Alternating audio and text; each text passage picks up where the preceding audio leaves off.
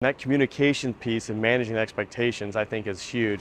So Mike, now I think it's a good time to get into kind of the nuts and bolts of the pre-buy inspection. Can you walk me through from the beginning? And again, what does that look like? How do we get started, really?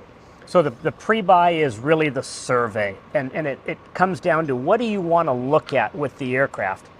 As the aircraft gets more sophisticated, the depth of penetration of a survey gets more sophisticated. So if it's a single engine piston like a Cessna, that may involve a compression check and an oil analysis and pulling a couple of panels and a day's labor to kind of look everything over.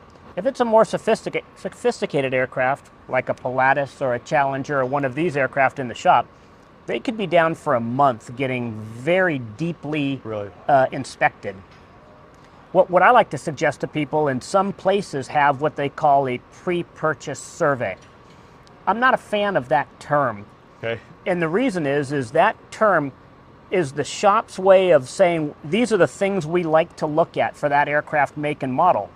But when they've finished, you don't get a logbook entry that starts the meter over again. So I like, on a more sophisticated aircraft or even a simple aircraft, to do an annual type inspection as a survey.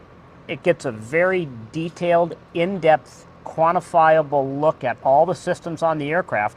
And when it's done, you get a logbook entry starting the Hobbs meter over again for the next year. So I guess the ways to kind of pair those two together, an annual or certain phase inspections that might occur depending on the aircraft you're looking at, to maybe save a little bit of money? It's a cost savings, and again, it's a investment in the next year, because once a year we got to look at these aircraft whether we fly them or not.